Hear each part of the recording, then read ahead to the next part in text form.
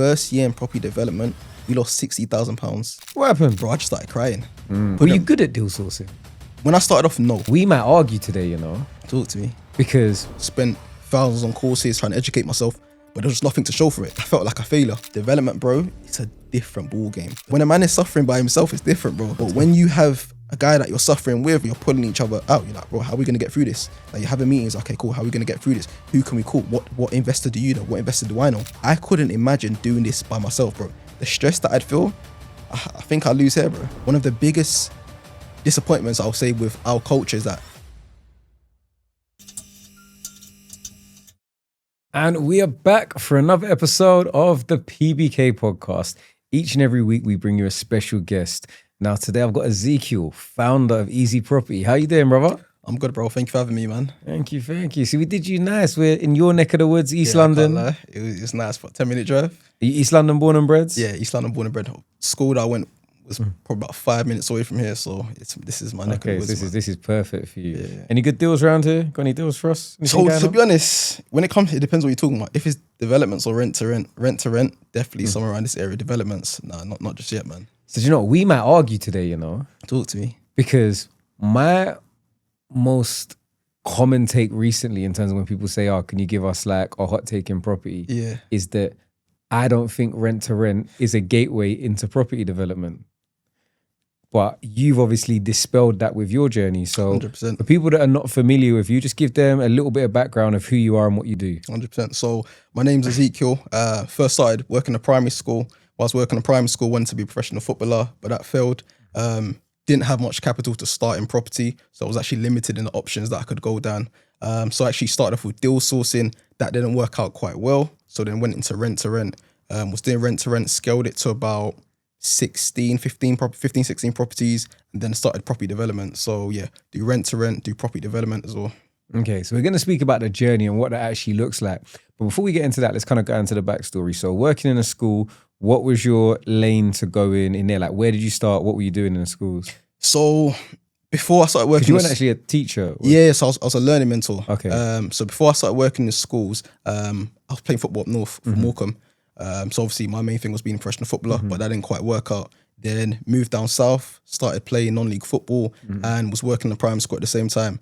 But for me, working in primary school was mainly just to get some extra money so that eventually when I make it pro, then that's it. But obviously it didn't work out like that. So yeah, working in primary school was doing like exam invigilating, doing other jobs here and there, working with an agency until I got a full-time job working in primary school as a learning mentor. First of all, I actually started as a TA. Then I got a job as a learning mentor. So I was actually doing that for about 5 years. But while I was doing that, obviously I was trying to make money. Tried different things, whether it's trading, whether it's Amazon FBA, but nothing was working.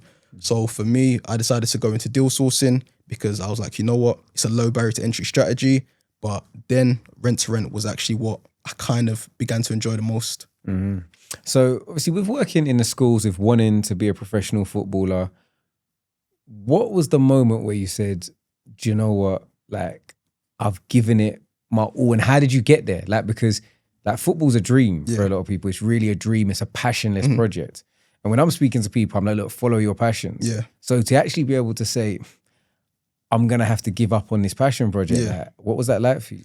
For me, it was when I was 23, man. I remember it vividly. I was on the train home from an event in central London and bro, I just started crying. Like, it's mad, bro. Like tears were just coming from my eyes, bro. And I didn't even know why, but the more I deeped it, it's like I felt like a failure. Because all my life, obviously my parents sacrificed a lot of time and effort into helping me with football, moving here, there and everywhere. And then obviously property as well. Spent thousands on courses, spent thousands on trying to educate myself, but there was nothing to show for it. So I think when I was 23 and I was on that train journey home, I was like, where is my life actually going? Because football, I clocked that it's not in my hands. No matter how hard I worked, it was never in my hands. Like, you always had to please a manager. And in non-league football, a manager could bring in the next player the day after. Like, so you have no stability. Then I was like, with property, the harder I work, and obviously when I invest in my education, I will reap what I sow. Yeah. You know, so I knew that. So for me, it kind of clicked when I was around 23. And I think that's when I decided to go all in.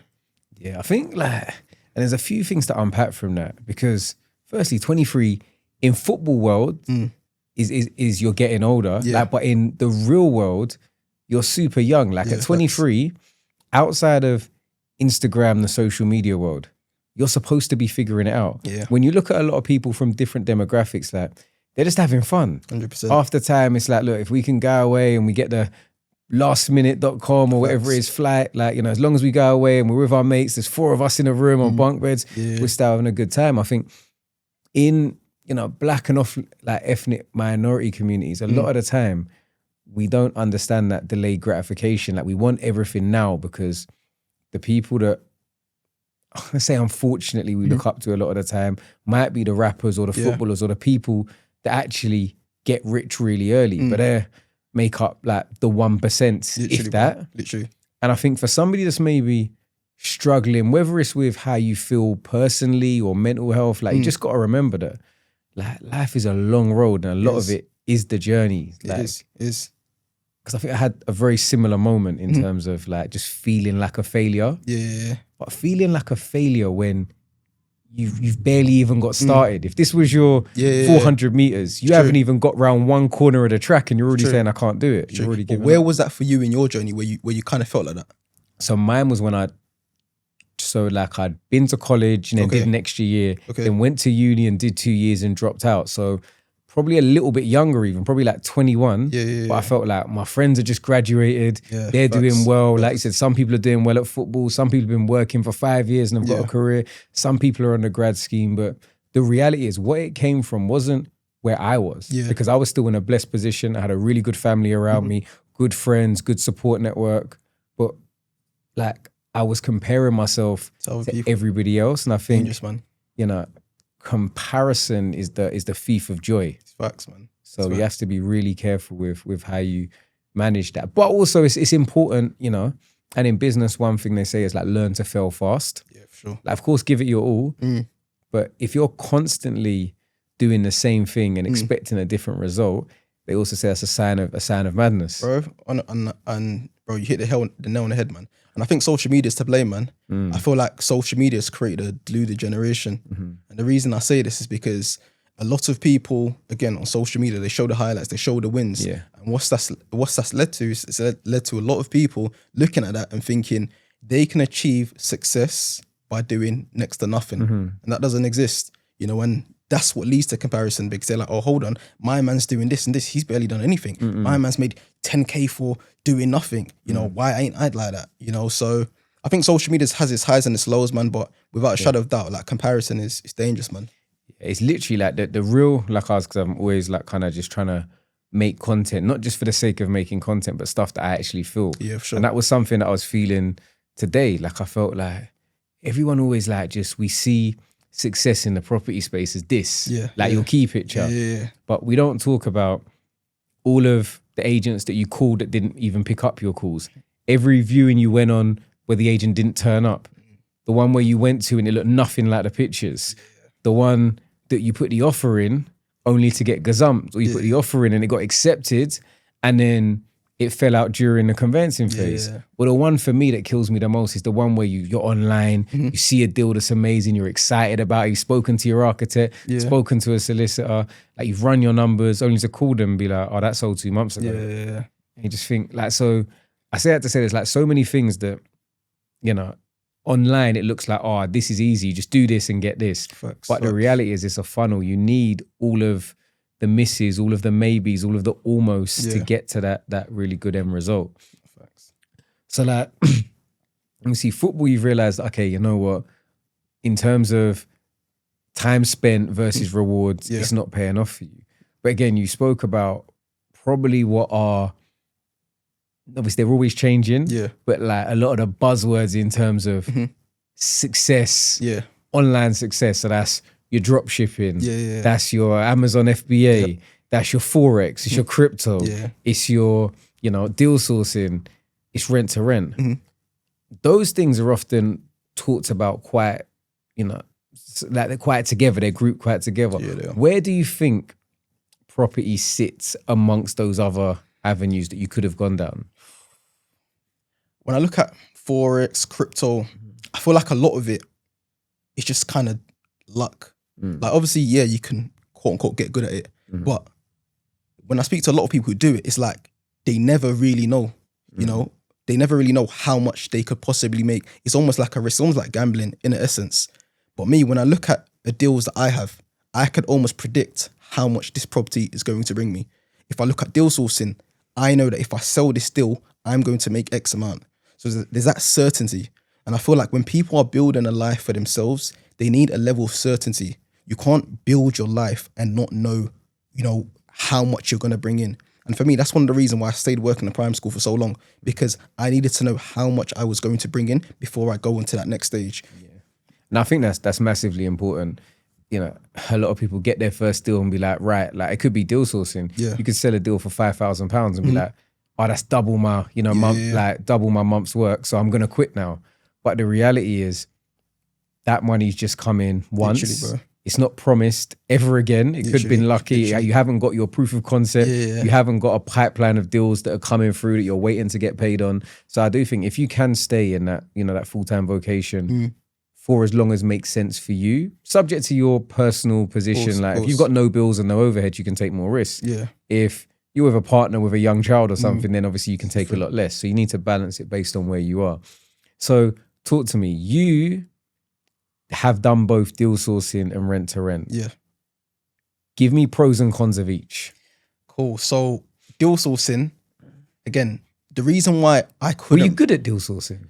When I started off, no. Let me pause the video for a quick word from our sponsors. Now, let me put you onto something that could seriously level up your property game. When I started investing, I didn't fully grasp the benefits of using a limited company structure. But here's the deal. Over 75% of new UK investment properties are now purchased through limited companies. Now, why? Because it's a more tax efficient way of purchasing. You can claim your mortgage interest reliefs, benefits from lower corporation tax rates, plus it sets you up nicely for scaling your property portfolio and passing on wealth to the next generation. Simply put, it can help you increase your margin. Now, setting up and managing a limited company might sound daunting, but that's where GetGround come in. They handle the entire process for you, from setting up your company in days to managing your accounts and tax returns and ensuring compliance all under one roof. They even help you find financing to help you fund your investments, your own dedicated consultant, and a completely digital dashboard to track and manage the performance of your investments. But because I'm serious about giving back, I've got a great offer for you. GetGround is offering a free investment consultation plus 3 months of free accounting and tax services when you sign up through my link. Now, this is a huge opportunity to get started on the right foot.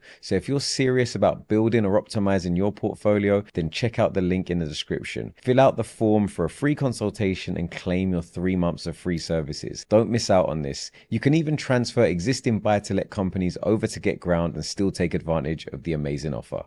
Now back to the video.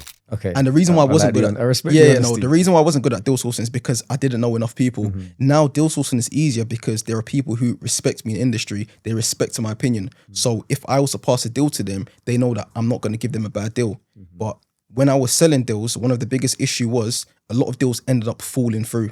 You know, so even if an investor paid me the money, there are so many factors that I can't control. With deal sourcing, you're trying to make so many people happy. You're trying to make yourself happy with the fee. You're trying to make the investor happy. You're trying to make the agent or the landlord happy. And you're just that person stuck in the middle trying to make everyone happy. And I realized that there was only so much I could really control. I couldn't leave my full-time job by deal sourcing. The reason being, you could source 2 deals this week, but you might not source another deal for the next 2 months. You know, it's no guarantee. But for me, one of the biggest benefits with rent to rent is once you've acquired this property and you've done your numbers correctly, you can say, okay, cool, for the next 3 to 5 years, I should be making about X amount a month. So for me, that's the biggest difference between both of them and why I prefer rent to rent over deal sourcing. Yeah, I guess so. Effectively, deal sourcing, you can make the quick wins and you can potentially, I guess, do less work for more money, but you lack the stability. So for somebody that's looking at those options, I think really it's risk profile. What do you like to do? Do you like to take high risk for high rewards? Or would you rather lower rewards but more stability, less risk? So in the deal sourcing space, what type of deals? Was it rent to rent deals? Is it development deals? What were you looking to package? So for me, I only focused on rent to rent deals. At first I was doing development deals, but for me, I personally feel like sourcing rent to rent deals is far better than development deals. The reason being, you get paid quicker, you know. And for me, where I wanted to quit my job and make as much cash flow to take on my own rent to rent deal, it made sense. With a rent to rent deal, I'd find a deal, I'd source it within a week, I'm getting paid. Development deal, your deal could fall through in 2 months' time because whatever reason happened, you know. So for me, I saw sourcing rent to rent deals as the best strategy to start off with. I also think it's important, you know, naturally. Deal sourcing is like a gateway. Yeah. But the downside of it being a gateway is people are selling you something they've never done themselves. Yep. So like when people are trying to sell me development opportunities, and it might be something that like I'm like, but you haven't taken into account the seal payment or the cost of new services. Yeah. Like they're selling you a land deal, but there's no services and there's nothing in the pack, and it's maybe going to cost £40,000. Yeah. That shifts, you know, the ROI 100%. by 5, 6, 7%. Like it's a completely different deal now. Yeah. So I think, you know, it is really important, you know, when we complain about deal sources not being good, and a lot of us as developers do, we also need to hold your hands up and say, well, what due diligence did you do on them before you said, yeah, actually, I'm going to work with you and you can send me opportunities? Facts, for sure, man, for sure. So you said, okay, you started doing deal sourcing in the rent to rent space, but naturally, if you can see a deal's really good, it's like the other question is, well, why are you not doing it? Yeah, no, and that's true. That's true. That's true. So you naturally then sort of transitioned into saying, well, if I can find good deals, why would I not be taking them on myself? Yeah, and I think for me, the main reason why I actually went into rent to rent, so I was actually trying to source deals for 18 months and I didn't source a single deal. So for me, it was that frustration. Like I was trying so hard to find a deal. I knew what it took to find a deal, but nobody just wanted it. You know, and I feel like there's so many deal sources out there. And what I found is that even if I brought a deal, the investor, for whatever reason, maybe they had like fear that the deal would work, they just decided to pull out. Sometimes another person will come with a higher offer, the agent will take that, the landlord will take that. So I really realized that, you know, this is not sustainable. And don't get me wrong, you can make a lot of money from deal sourcing. But I also believe that every single person needs consistent income. And deal sourcing, you can't say it's consistent income because you're consistently trying to find a deal, but you don't have that deal and it's not consistently bringing you money every single month. For sure. Talk to me about your first deal, because you said you built obviously a portfolio of sort of just under 20 units. 25, 20, what did your first deal look like? So my first deal was a rent to HMO deal. So I remember coming from work and this was with an agent, and it was a 5-bed HMO in Northwest London. I still have that property today. Even though the numbers have changed slightly, still making decent money. But 5-bed HMO, the agent didn't actually want to give me the deal because he said to me, you know, you don't have experience. But what I actually done was I told the agent, you know, I'm working with this person who has 60 units, you know, so like we're working very closely, but the property is just going to be under my company. And the agent wanted them to take the property. But I was like, no, it's completely fine. And the only reason why the agent trusted me is because I was able to get my mum as a guarantor. So had I not done that, then it would have been an issue. But also at the same time, I was working consistently for the past 5 years. So I had a track record of me showing consistent money being brought in. And obviously I wasn't frivolous with my spending. So they saw that I had a deep, okay amount in savings. Yeah. And I think that's like, in like the development space, like if I'm trying to get an investor on board, they want to say, well, what's your skin in the game? Like what do you have involved? Yeah. What could you lose? Because I want obviously it to be a win-win, but I don't want to be the only person with exposure. And as much as some people might look at things and be like, oh, you know, to get your mum on the deal, the thing for, you know, to strike a good deal, it has to make sense for everybody. Sure. So they're going to look at it that, well, Ezekiel's not going to, you know, mess his mum around. Exactly. So even if I don't trust him, I know that this is maybe a homeowner or this is somebody with, you know, something to lose. So that, for sure. And then, you know, on your side, well, I know that, you know, I have the, you know, the integrity that I know I'm not going to mess mum around. Exactly, so it's finding that balance. When people come to me and they be like, oh, I want to rent your commercial unit. My first thing is, great. You can sign it as a company. You can offer me a 6 months deposit, but your company can just not exist. So who's going to sign the personal guarantee? Literally. That's literally it, man. And I think that's where, for those that are starting out, it is difficult. Yeah, it is. Like no one's turning around and saying it's easy, but it's like, how can you make yourself as attractive as possible? And you have to always think, if I was on the other side of the negotiation table, what would I want and how can I make it a win-win? Speak to me about obviously where you got deals from, because you mentioned this first one was from an agent. Do you generally get them from agents, direct to landlord? So my first 3 deals I got from agents, but from deal number 3 to probably to deal number 25, like no word of a lie. Okay, maybe 1 or 2, but 23 deals, like none of them were from agents. They all came to me through word of mouth, through relationships that I built, and yeah, just people referring each other to me. So now I don't actually look for deals anymore. So yeah, they all just came to me. And I think I found that speaking to quite a few people. We had Lee Anderson on, and he was saying very much the same thing in terms of his rent-to-rent element of the business. A lot of the stuff through reputation comes to you. We used to run a rent-to-rent company, quite a few units. And I'd say whilst we did get a lot of business from agents, they were repeat referrals from the agents we worked with on conception, as opposed to just constantly having to go and tout for new business. Now, rent to rent is very broad. There's rent to serviced accommodation, rent to HMO, rent to, assisted living and social housing. What area do you focus on, or do you diversify? So I do all of them. I do rent to social housing, rent to supported living, rent to Airbnb, rent to HMO. I do all of them. But my portfolio has changed drastically over the years. So when I first started, rent to HMO was primarily my focus. But anyone doing rent to HMO now will know that it doesn't really stack as much. So then I pivoted to rent to Airbnb, service accommodation, and that was my bread and butter. Still is my bread and butter. All my portfolio was essentially Airbnb properties until we got to a stage where I left my full-time job, and yeah, there were no bookings coming in. And then obviously at that time I had about £30,000 to pay a month in rent, and no bookings were coming in. So for me, that period really taught me that I have to diversify. Like, so at that moment, that's when I discovered supported living, working with supported living companies.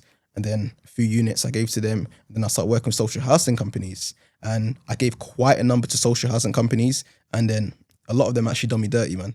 I lost so much money from social housing companies, bro. There's a few things to unpack there. So how did you go from obviously having a portfolio that's doing well to having £30,000 worth of outgoings every month, and then just not getting bookings? What changed in the market? Bro, it's the biggest mistake that I made is I scaled too quickly, and I didn't scale with wisdom.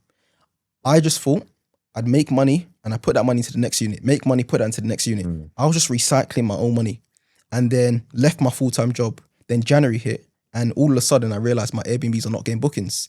And then this is nothing, I have never experienced this before, but all my units, I tried everything I knew. I asked people in the industry with more units were saying, this is January, like, welcome to January. But I never experienced that before. So for me, I'm like, what am I going to do? Like, how am I going to get through this? Like, £30,000 needs to come from my account, or else like my reputation's on the line. You know, obviously, fortunately, God got me through it, but it was a seriously tough process, bro. Because the thing about business, you never know what's inside of you or what you're capable of until shit's about to hit the fan. Excuse my French, you know? And for me, when I almost lost it all, that's really when I had to dig deep. That's really when I had to be creative. That's really when I had to stretch and find resources. I couldn't wallow in my self-pity, you know, because nobody was going to come and save me at that point. I had to save myself. And obviously, fortunately, I put my properties out. I networked with a lot of people and was introduced to so many different people.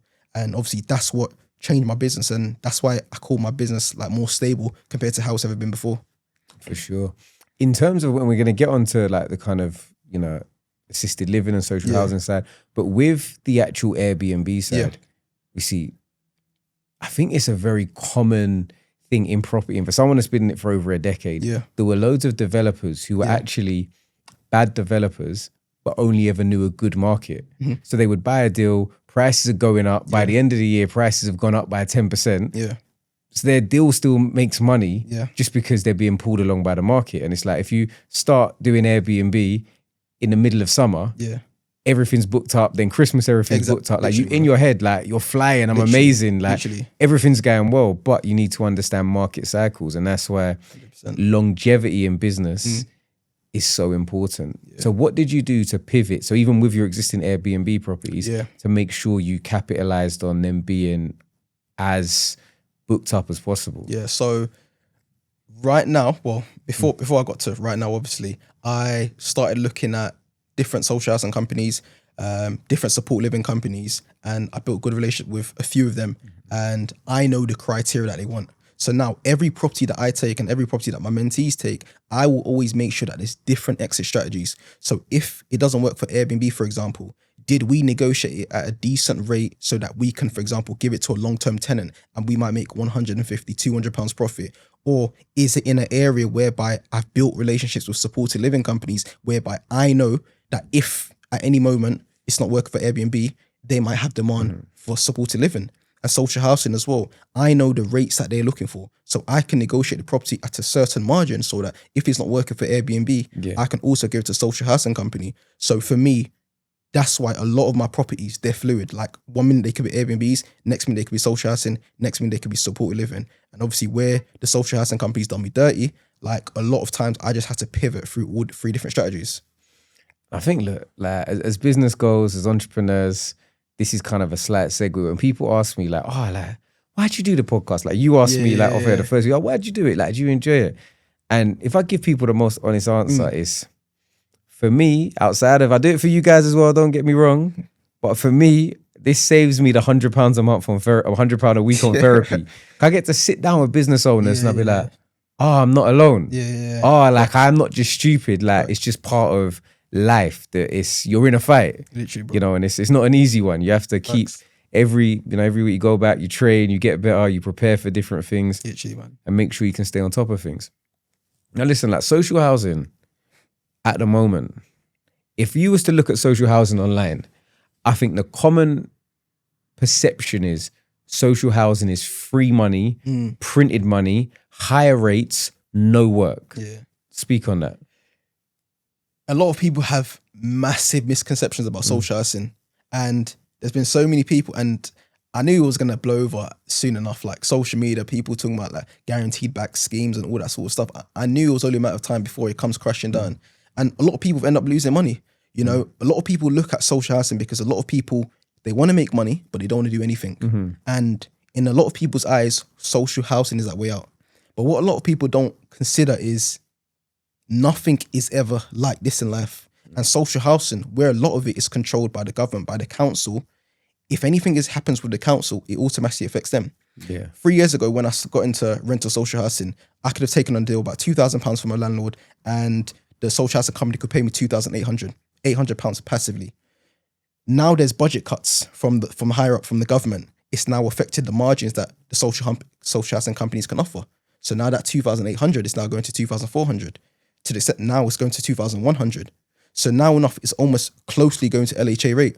So where a lot of people thought they could just give money to social housing and be making a lot of money, it's not the same. It doesn't always stay like that. And also the clientele's in a property, like sometimes they're not always the greatest tenants as well. So you're going to have to be refurbishing your property on a consistent basis. You know, that's why there's no one strategy that has it all. Everything has its risk. Yeah, and that's one thing that I always try and tell people.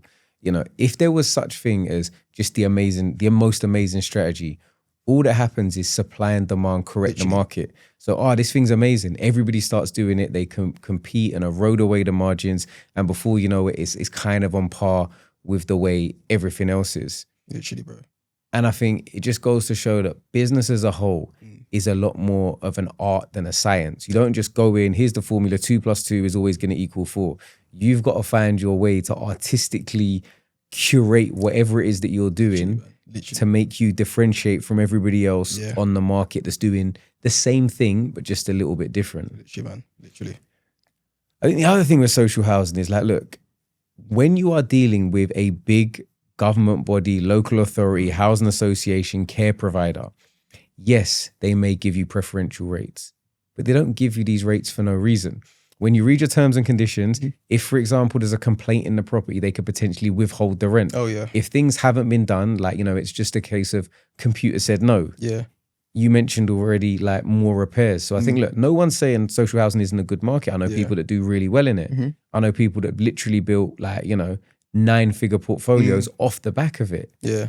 But different times, different places, different processes, different strategies. So whatever it is that you're planning on doing, just make sure you do your own due diligence rather than just doing the shiny penny, following what everybody else is talking about.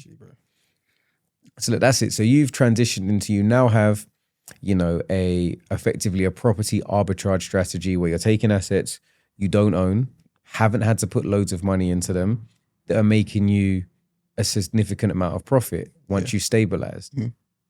If that's the case, why do you want to go into ownership?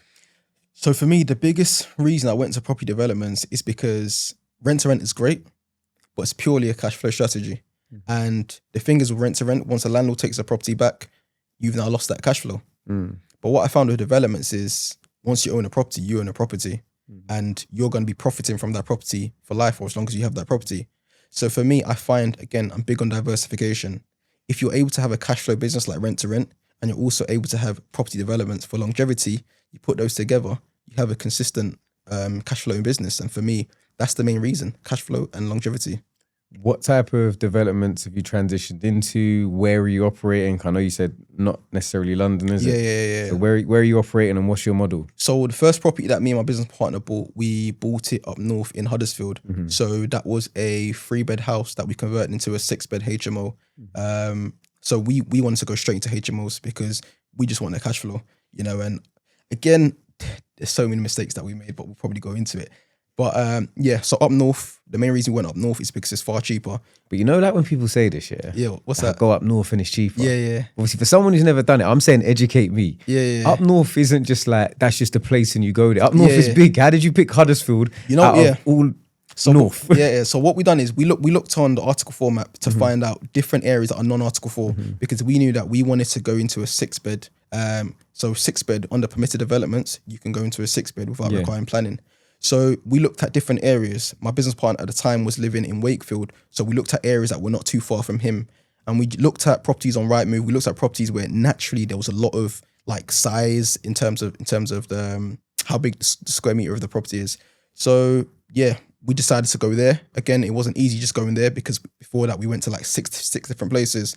But we decided to settle at Huddersfield and then a property came up and we decided to go for it. But again, before that, there was about 3 other properties that we even decided to put planning in, but we just ended up losing money, man. But it's mad.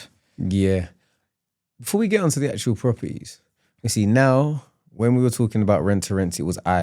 Yeah. Because you've gone into developments, it's now we. Yeah. What made you decide that you wanted to partner up with somebody and what's that experience been like? So me and my business partner met through social media, Clinton. And the reason why we decided to work together is because we knew that individually we have different things that we can bring to the table, but together there's more that we can bring to the table, you know. And I feel like one of the biggest disappointments I'll say with our culture is that a lot of people want to do things by themselves, you know, and I think a lot of it comes down to ego, you know. But I think for us, where we are both focused on achieving a lot, you know, we both want to do things for our family, both want to do things for ourselves. That aligned vision has meant that, you know what, if we knuckle down together, we can do way more, you know. So for me, rent to rent, I done everything by myself, but with developments, it's a different ballgame. And Clinton, he had experience in property developments. So for me, where I had experience in the rent to rent side and other things, he had experience with developments. So he comes from a construction background. So for me, I saw this guy can add something to me and I can add something to him. And together, you know, we have a lot more to ourselves. And you asked, how's it been? And to be honest, bro, it's been great, man. Because honestly, when we go through the struggles, it's like we're going through the struggles together. Yeah. You know, I feel like when a man is suffering by himself, it's different, bro. Yeah, you got your sounding board. But when you have a guy that you're suffering with, like, bro, you're pulling each other out. You're like, bro, how are we going to get through this? Like, you're having meetings. Okay, cool. How are we going to get through this? Who can we call? What investor do you know? What investor do I know? And it feels easier, bro. I couldn't imagine doing this by myself, bro. The stress that I'd feel, I think I'd lose hair, bro. Yeah, and I feel like it's great to hear that you've had an amazing experience with a joint venture partner, with a business partner. I obviously hear the ups, the downs, the goods, the bads. And I think I'd say, look, you've just expressed loads of the pros and what have been really beneficial. We've had other people that have expressed some of the pain points they've had. And I say, like, from everything, it's not to say, like, when we have guests on and when I'm speaking, it's not to say I did it this way or Ezekiel did it that way, so you have to do it this way. It's just that take all of the collective experience on board and use that experience to help you to avoid making the mistakes or benefit from some of the wins that we've had based on experience. Yeah, no, facts. So gone up to Huddersfield, and so we said you're saying you'll need to do non-Article 4 areas. So you're just doing, you know, permitted development, straightforward conversions. Are you doing extensions, or are you just doing internal reconfigurations? So none of those need the extensions. Okay. But Nice. what we're doing next, it's going to need extensions. Okay, extension. Yeah.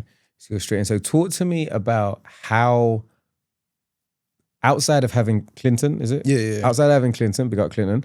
Outside of having Clinton, what skill sets do you think were transferable from the rent-to-rent space into the development space? I'll say the biggest thing is mindset.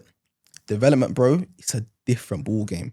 And that's it's not really shown online. Bro, it's a different ball game. The first year in property development, we lost £60,000. £60,000, bro. What happened? So obviously we done 3 HMO projects. So one of them was for ourselves, 2 of them were for investors. And let's say on average, we assumed it was going to be about £80,000 for the build for the whole 6-bed. They were all similar projects, 3-bed to 6 beds. So yeah, we estimated about £80,000. Total cost come up to about £100,000. So about 20K on each project. So even though 2 of the projects that we done wasn't for ourselves, it was for investors. But because we gave them a price that we're going to do the whole project for, we're not now going to turn our backs or leave them in the dirt after, we said, you know what, this is how much you're going to pay. So for us, our name was everything. So we took a loss on that because we wanted to just make sure we've done the whole project for investors. So we done 3 HMO projects and yeah, we lost like about 20K on each project. So what have you then since then? Because I think firstly, like, well done for actually not just running away and being like, oh, well, actually, that's your problem now. We got it wrong, so it's somebody else's problem. But what have you implemented going forward that you won't make those same mistakes again? So numbers, man. We run our numbers more airtightly. I think before we were just super optimistic. And I feel like in property development, you can't be optimistic, man, because anything can happen, man. And also we had an architect that was really, really bad, man. He was, to be honest, he even retired midway through our project because he just wasn't up for it, man. That's so funny. I feel like, do you know why that's so funny to me? And I laugh because I'm not going to name him, but he's probably he probably doesn't even know what YouTube is. But I had it's like a structural engineer at the beginning and he was just like, he was in his retirement bag where it was just like, I'll do it if I have to, but like, I don't really want to do work. But it just goes to show, like, when you look at things, you've spoken about this a few times, like when it was talking about transitioning your rent-to-rent portfolio and again in transitioning then into development, but the importance of your contact base. And it sounds like one of those, just very cliche things to say, like power team, and you just think, oh yeah, whatever. Then when you're actually really in it, you're like, nah, I need them. Like, so for me, like, to have the people that and I always big them up because they've helped me so much, whether it's like our architects at AA Drafting, and all the various different people that we've used for all the different, specialities that, we use in this property space. It's so important to have people that you actually trust to do the work and do it well. Facts. So obviously you're into development now. You're onto your, what number project are you on? So in terms of purchase, we just bought another one and we should be completing another one next week. Okay, so cooked and busy. Yeah, cooked and busy. But honestly, bro, it's the next 2, bro, is stress, man. Like, bro, property development, it's not for everyone, man. It's not for everyone, man. Do you know what it is though? Like, and I was having the maddest argument with one of my team the other day, and I'm saying to you, okay, so let me get your opinion on this. They're just like, you just got to find a business that makes sense. Like, you got to find a business that makes money. Okay. But my argument was, any business can make money, but you got to find a business that you have some type of passion for.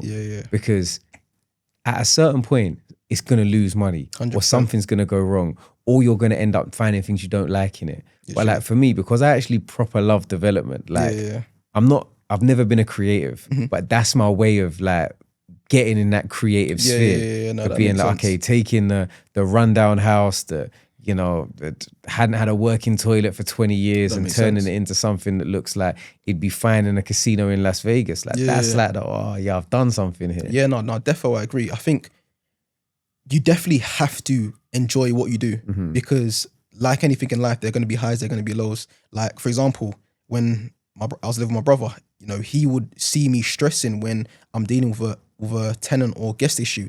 And he was like, bro, I don't want that stress. Like, he was like, how do you do that? Because he said he would just see me sitting on the edge of my bed just thinking like this. Like, but I'm just thinking like, how am I going to get past this issue for the guests? And my brother's like, I don't want that stress. But for me, I enjoy that. I enjoy helping guests. Like people see it as problems, but I see it as opportunities. And that's the same property development. Like it's a lot of stress, but it's about how can you work around to obviously create this end product. So like you said, I 100% agree, bro. You have to enjoy what you're doing. Dude, man, with some bigger projects, with some extensions, with some loft conversions, or you gonna learn, Bro. Oh, you're gonna learn, man. I know, man. You're gonna learn. There's gonna be some interesting stuff. But it's all good. It's all part of the learning curve, and it all prepares you for the bigger and the better. Another thing that you've kind of spoken about that's really helped you throughout your journey is obviously networking your base of people. Yeah. And firstly in person, but also you're quite prominent on social media. How has social media played a role in your journey? Bro, social media has been a game changer, man. It's been a game changer. You know, and for me, it was when I started hanging around with Dami, big up Dami, like he looked at my social media, he was like, bro, like you have 97 followers. Like you need to get yourself Dami out there. Lifestyles. Yeah. My God. But for me, I was just trying to be humble, like nobody knows who I am, just keep myself to myself. But then the moment I started putting myself out there on social media, bro, endless opportunities come my way. Do you know what I'm trying to say? And I feel like it's fear that keeps people from posting, fear of people's opinions, fear of unnecessary things. That's what stops people from putting themselves out there. But bro, social media has been a game changer, man. It's opened up doors that I never would have been able to open up myself. Like, bro, you can put out a post and you're in front of 6,000 people, for example. Yeah. Like you don't have to physically meet 6,000 people, but because you put a post out, 6,000 people have now seen that post. So for me, social media is a game changer, man. Yeah, and I think look, there's we've spoken about the downside of social media, but it's like everything is, it's not what it is, it's how you use it. 100%. Like, and you've got to use it as a tool, as a method to reach more people, as a method for people to be able to reach you, for people to understand you, understand what you offer and what you're looking for. And I think you've done it really well.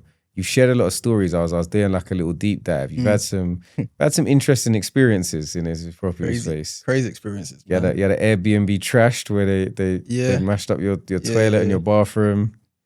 Bro, People that don't want to leave. Bro, I've had countless, bro. I remember like my early experience, bro, when I was working at primary school, one of my tenants, like he was using his rent money to pay for studio time. I didn't know at the time, but he was using the rent money for studio time.